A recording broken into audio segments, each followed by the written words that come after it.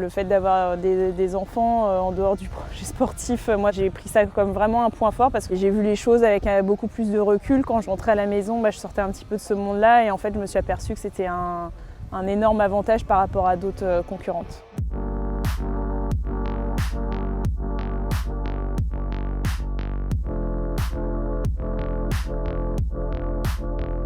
Je m'appelle Camille Lecointe, je suis sportive de haut niveau en voile, licenciée au Brest-Bretagne Nautisme et je suis maman de bientôt 2 enfants. Il y a bientôt 5 ans, j'ai pris la décision d'avoir un premier enfant à la suite des Jeux de Rio en 2016. C'était une décision qui n'était pas forcément évidente à ce moment-là. J'avais plutôt pour projet de repartir sur une nouvelle classe de bateau olympique. Et puis finalement, le cours de la vie a fait que le chemin a un petit peu changé. Mais on va dire que ça s'est fait assez tardivement. Et par contre, mon envie de deuxième enfant après les Jeux de Tokyo était bien plus forte, d'autant qu'il y avait eu un report des Jeux. Et voilà, c'était même devenu ma priorité en fait, après les Jeux de Tokyo. Ça, c'est mon enfant caché. C'est le dernier bébé caché.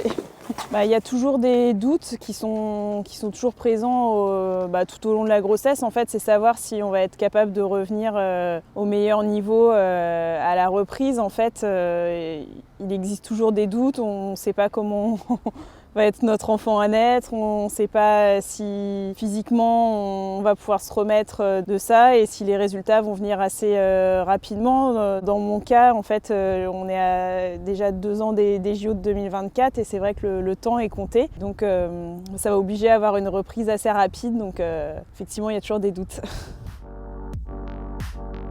Je dirais que j'ai peut-être un peu moins de doutes avec l'arrivée du deuxième enfant parce que j'ai déjà vécu une première grossesse. J'ai vu que c'était possible de revenir au plus haut niveau même après avoir eu un enfant. Donc je me rassure en me disant que ça va être la même chose à la reprise, là, même si la configuration est un petit peu différente parce que voilà, je recommence aussi un nouvel équipage. Donc il y a aussi cette dimension-là à prendre en compte. Déjà après les Jeux de Tokyo, on a pris la décision en commun avec Jérémy Mion de faire équipage assez rapidement, c'était assez évident. Lui connaissait mes projets de maternité depuis le début, j'étais assez claire avec lui. J'ai dit ma priorité c'est d'avoir un deuxième enfant, donc il l'a très bien compris et j'ai eu la chance évidemment que tout fonctionne parfaitement, donc on a pu se projeter assez rapidement et prévoir déjà la reprise pour cet été. J'ai pas trouvé de différence au moment de l'annonce de ma grossesse entre ma première grossesse et ma deuxième. J'ai plutôt eu un soutien, en tout cas personne n'a été choqué de ma décision.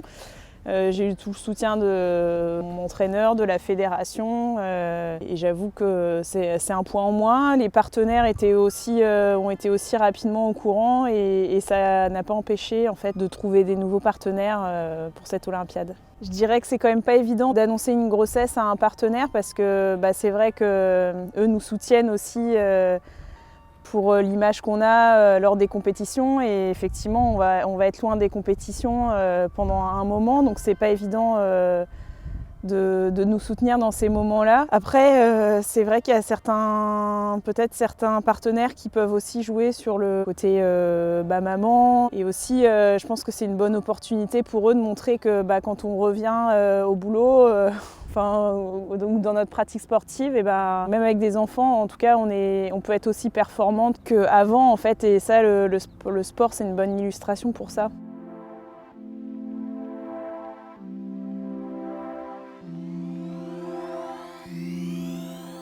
Oui, j'ai un petit peu plus de recul maintenant. La première grossesse, je ne savais pas du tout comment je devais gérer ma condition physique.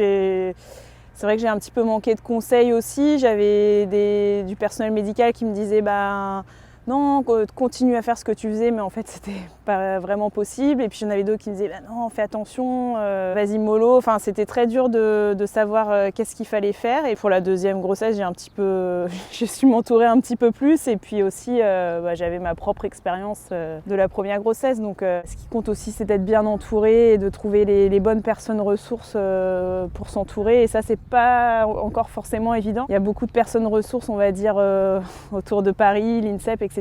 Et dès qu'on s'éloigne un petit peu plus dans les régions, c'est pas forcément évident pour, selon moi, de trouver les bonnes personnes. Lors de ma première grossesse, après la naissance, quand j'ai repris le sport, je me suis aperçue que en fait, le corps avait énormément de ressources que j'imaginais pas, notamment des fois on est privé un peu du sommeil optimal qu'on voudrait avoir quand on a des jeunes enfants. Et il y a eu une période où je me suis dit mais je vais jamais réussir à m'entraîner ou à faire des compétitions en ayant si peu de sommeil. Et au final, je me suis aperçue que mon corps avait des énormes ressources et ça m'a vraiment ouvert les yeux. Ouais.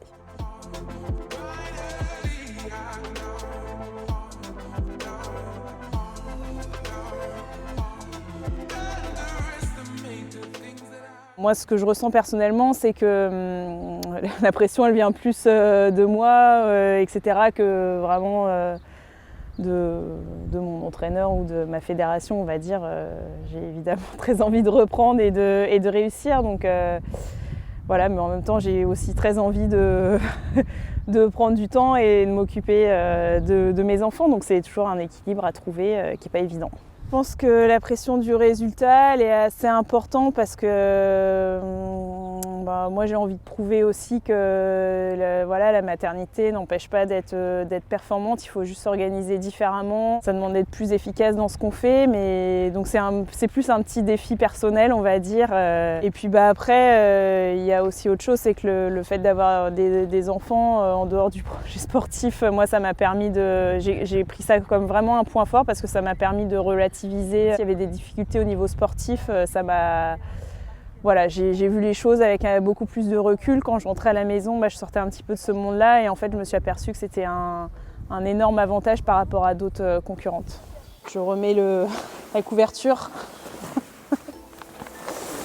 Donc ce bateau-là, il n'a pas encore touché l'eau, mais son premier bain est prévu à la fin de l'été, à la rentrée. Voilà. Évidemment, il y a une évolution au niveau de l'image des sportives et de la maternité. On va dire qu'il y a quelques années, c'était hyper dur de trouver des modèles de femmes qui continuaient leur carrière tout en ayant des enfants. Moi-même, j'ai un petit peu manqué de modèles, on va dire, et c'était assez perturbant. Et puis déjà, rien qu'en 5 ans, entre les Jeux de Rio et là maintenant, on s'aperçoit qu'il y a beaucoup plus de sportifs qui prennent cette décision d'avoir des enfants durant leur carrière et ça va encourager aussi peut-être d'autres femmes à passer le pas et à se dire c'est possible, pas se mettre un frein dès le début, se dire c'est possible, en tout cas j'ai le choix de le faire, quoi.